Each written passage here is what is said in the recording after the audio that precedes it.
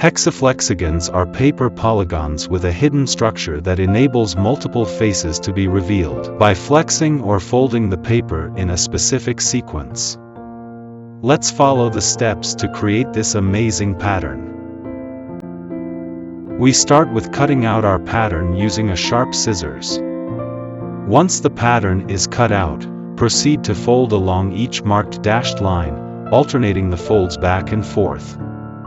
This step creates the necessary flexibility for the hexaflexagon. Precision matters here. Even slight deviations during cutting and folding can affect the final result. Take your time and make sure every cut and fold is clean. Upon completing the initial folding, flip the pattern over and apply a thin layer of glue to the back surface.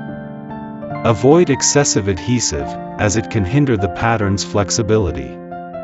Now, fold the bottom half upwards, applying gentle pressure with your fingers.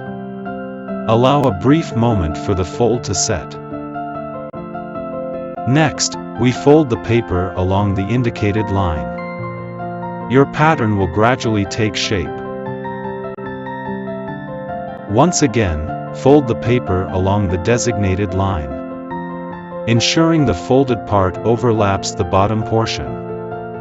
Now, rotate your pattern. Apply glue to the marked areas and securely join them together. Your hexaflexagon is almost done. Notice that the front side has a complete image while the back side looks fragmented.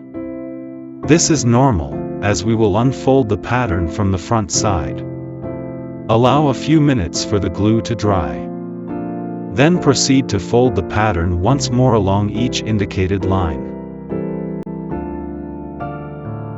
Now, you can reveal all three sides of the pattern by gently pushing from the edges and pulling from the center. Each manipulation will unveil a new face, showcasing the captivating nature of hexaflexagons.